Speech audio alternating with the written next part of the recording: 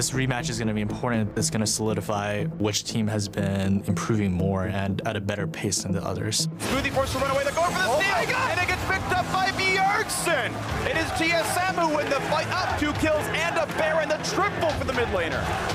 Last time we went up against them, we won 2-0, and I don't think they've improved since then. The stun out from Jensen, though, and it's not going to matter. Pop's still going to stay alive. He still gets shut down. The CC is too much. These solo laners are dead, and that's what's going to be all she wrote. I think the seed actually means a lot at the end of the split. Winning against TSM is just as important. Goes looking for the axes. They're going to get a bit here, and Jensen's in there as well. Going to get the stun onto the tanks to look for double it. That's going to be one picked up. We're going to beat them pretty handily. I think it's going to be pretty easy.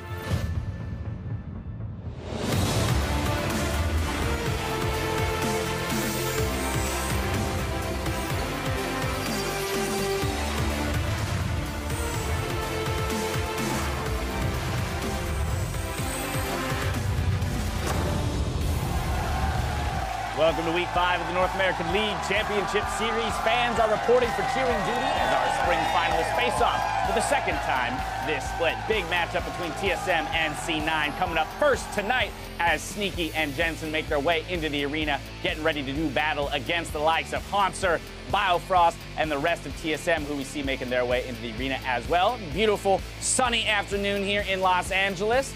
Bjergsen and the rest of the squad as well following them in. And a look at the leaderboards before we kick off our day. Jensen topping that kills per game as well as the KDA charts.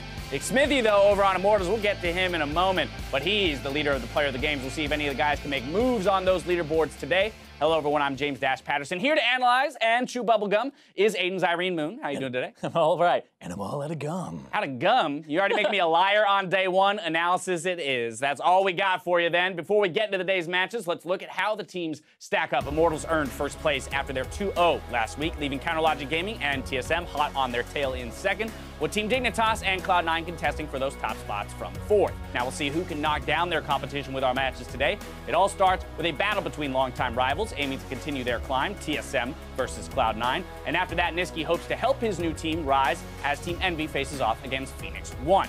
Now, you can't talk about Cloud9 versus TSM without talking about the matchup in the mid lane. The two Danes, Bjergsen and Jensen, have been smashing throughout their careers, are continuing to smash here in the summer split, and this is going to make for a very exciting mid lane matchup today. Yeah, especially since right now you can see all the statistics. Jensen actually beats Bjergsen in pretty much all those significant statistics right now, so he's been performing better, but there is something to note where Bjergsen has been playing things like Zillion, the Galio, a little more supportive, so showing a diverse style, whereas Jensen is kind of the crux for everything that's going on in Cloud9 right now. Now, this is specifically referring to, this split stats. What about historically the matchup between these two guys? So I was doing a bit of digging, and I was looking at Jensen and how he performs because he's been such a dominant laner.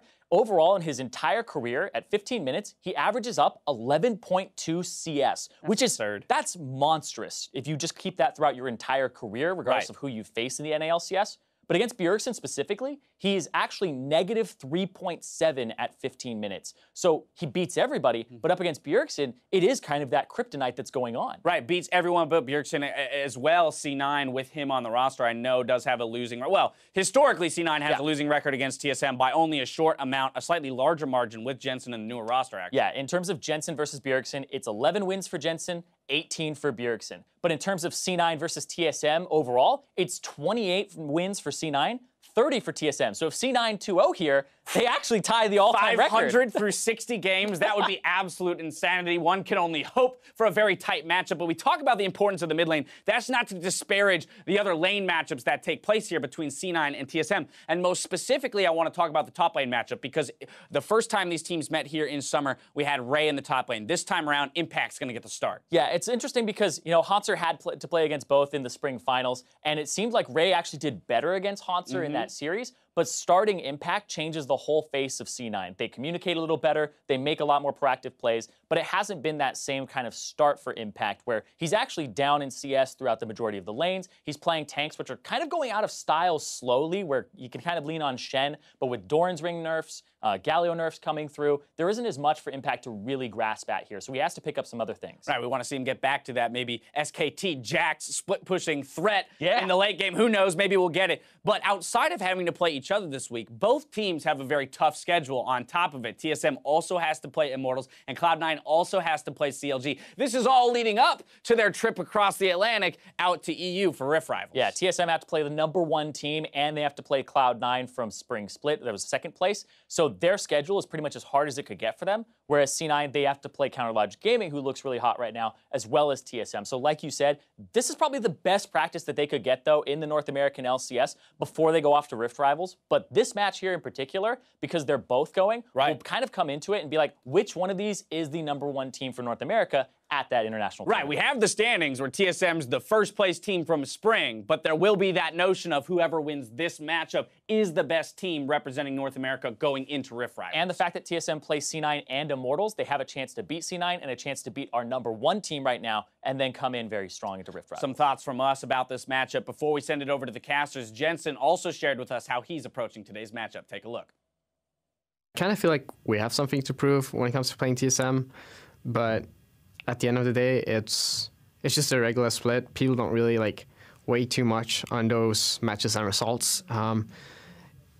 I'd say I want to beat them in playoffs more than anything.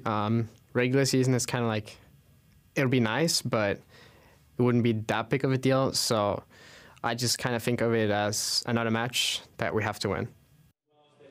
Hello, everyone. I am Clayton Captain Flowers Reigns, and casting alongside me is the patron saint of going hard in the paint, Joshua Jat Leesman. Are you ready for this? I am. I scored about 2 points per game in high school, so I'm not sure if that's a true statement, but we're good to go. That's what we're going to be going with today. We're pulling up to our first series as Cloud9 takes on TSM.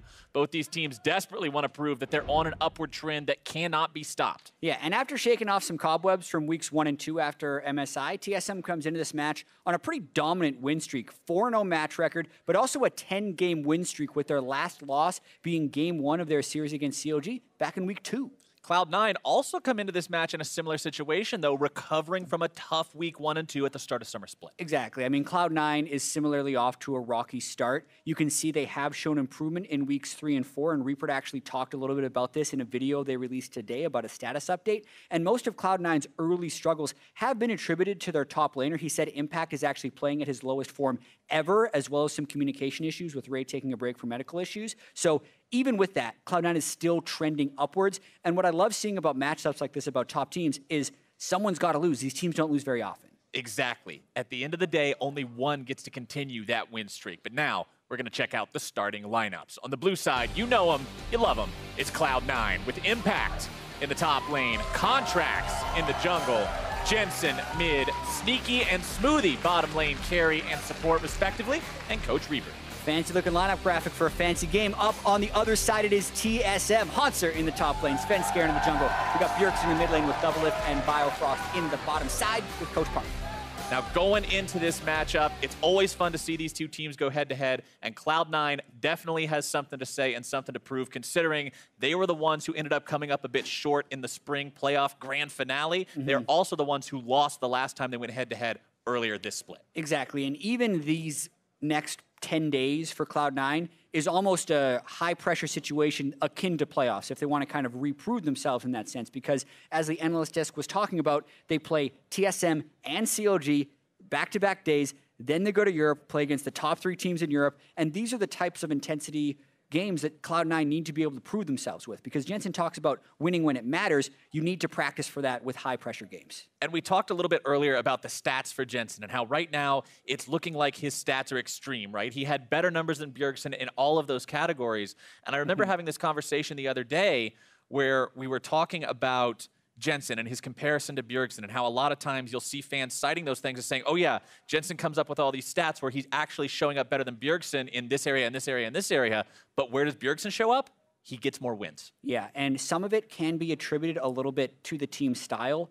Ever since Cloud9 brought in Jensen to replace High about 2.5 years ago, he has been funneled the majority of Cloud9's resources in the mid and late game. True. And even though TSM does play around Bjergsen in the early game, towards the latter stages, you will see Doublelift and Haunter taking a larger share of the farm. than Sneaky and Impact would be doing on the Cloud9 side. So there's slight stylistic differences there that can contribute a little bit to it. And even what we're seeing right now in the current iteration of these teams, Jensen's the guy we're always looking at for the big carry. Jensen's the guy you're looking at to put the team on his back. Bjergsen, on the other hand, picking things like Galio, picking things like Zillion, much more comfortable saying, okay, I'll step back from the front line, I'll step out of the spotlight, I can count on my team to carry. Yeah, and they are trying to be a jack-of-all-trades team in that sense. And I think Bjergsen has walked that line